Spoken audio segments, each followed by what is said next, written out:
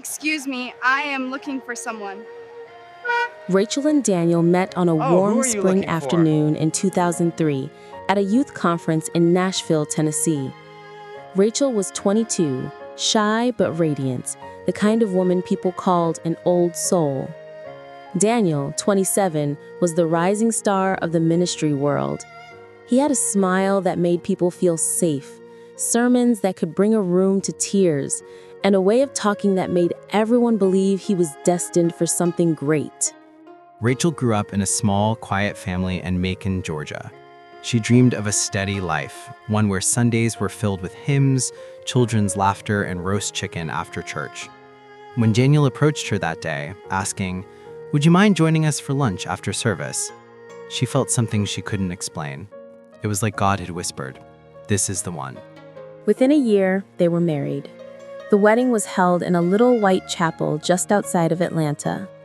More than 200 guests filled the pews.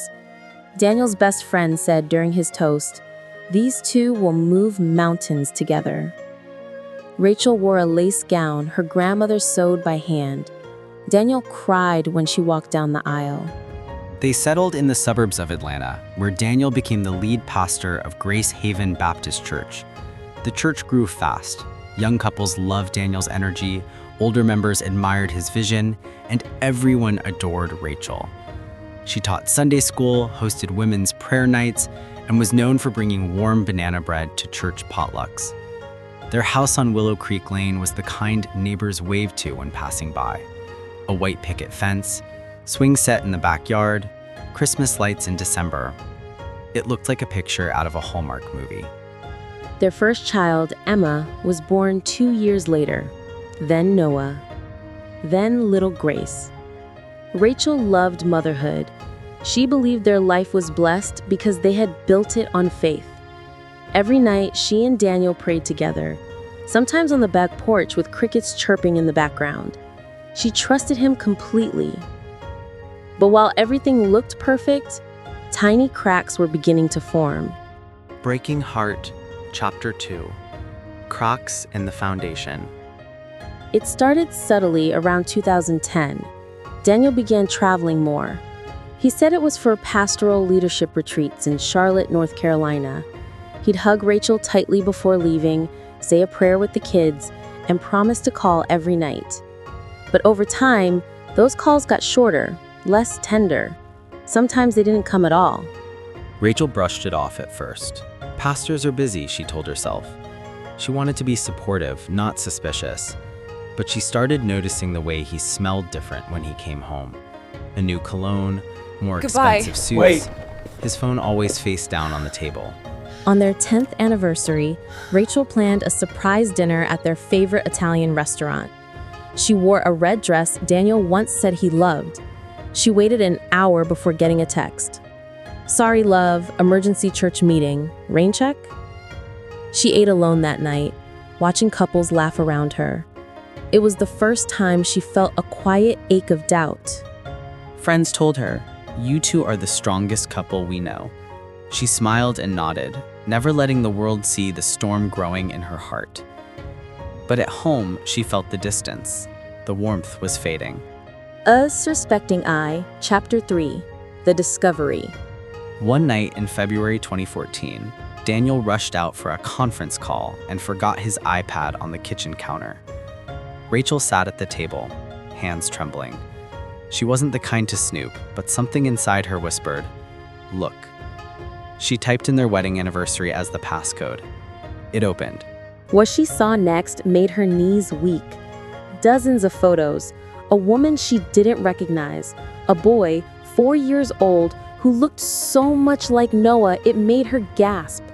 Messages between Daniel and Melissa.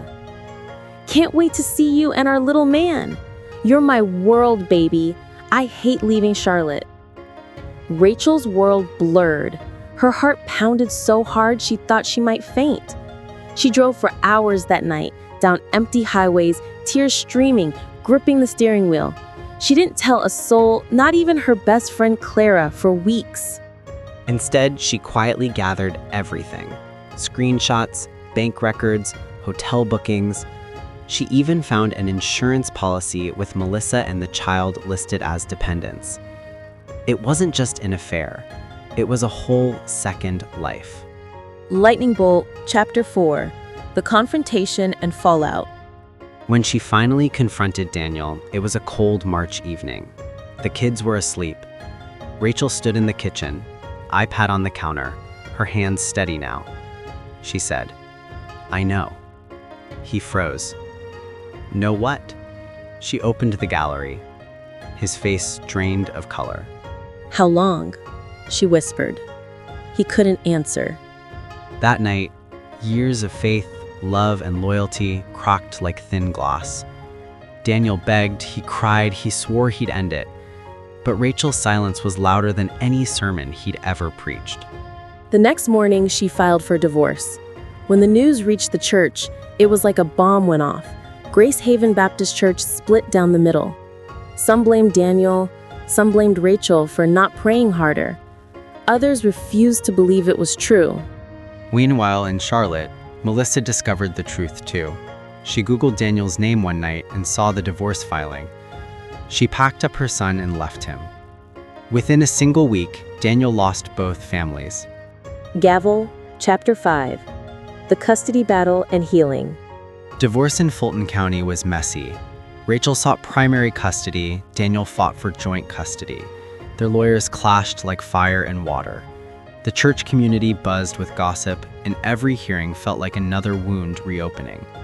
In court, Rachel sat with a box of tissues and the strength she never knew she had. Daniel, once the town's golden pastor, looked tired, defeated. Rachel's lawyer presented evidence: secret bank accounts, insurance papers, hotel receipts. The judge's expressions said it all. Rachel's biggest heartbreak wasn't the betrayal. It was telling the kids. She gathered Emma, Noah, and little Grace in the living room one quiet evening. "Mommy and Daddy won't be living in the same house anymore," she said gently. Emma cried. Noah stared at the floor. Grace whispered, "Will Daddy still come to my birthday?" Rachel held them close and promised, "Yes, Daddy will always love you, but things will be different." Around this time, Rachel started therapy. She always believed therapy was for other people, but those quiet sessions changed everything. Her therapist told her, "You didn't break this. You don't have to fix what you didn't break." Slowly, she began to heal. She joined a support group for women going through divorce. She reconnected with old friends. She got a part-time job at a local counseling center. The woman who had once lived for her husband's calling was now rediscovering her own voice. The judge eventually awarded Rachel primary custody. Daniel got visitation twice a month. The house on Willow Creek Lane remains hers. Grace Haven Baptist Church appointed a new pastor. Daniel moved to Charlotte, ironically closer to the life he'd once kept secret. Seedling, Chapter 6. Life After the Storm. 5 years later, the Walker story is no longer front-page gossip. Rachel lives in a smaller but cozier house in Decatur, Georgia. Emma is in high school. Noah plays basketball. Grace wants to be a nurse. They laugh again. They fight sometimes, like all families, but they're healing. Daniel rarely visits. The children love him, but the bond is strained. Trust, once broken, is hard to rebuild. He occasionally sends birthday cards, makes calls, but the distance is there. Not just in miles, but in hearts. Melissa rebuilt her life too. She moved to Charleston with her son. She never went back to Daniel. For years, she battled anger and shame, but eventually she forgave herself for believing his lies. Grace Haven Baptist Church has slowly recovered too. It's a different place now. People remember the scandal, yes, but they also remember how the community rallied around Rachel. How they learned that even the people we idolize are just people. Mirror, closing moral. Secrets always surface. No matter how carefully someone builds a double life, the truth finds its way out, usually at the worst time. Rachel's story isn't just about betrayal. It's about rediscovering strength when everything you thought was solid collapses beneath you. Honesty isn't just a moral choice. It's the foundation of any real relationship. When that foundation cracks, everything else comes down with it. Rachel rebuilt her life piece by piece. She is proof that betrayal doesn't have to define your ending. Thank you for listening to episode 1, The Pastor's Wife Who Found His Secret Family in Another State. If this story moved you, like, share, and subscribe. More real-life stories of love, betrayal, courage, and healing are coming your way. And remember, behind every closed door, there's a story waiting to be told.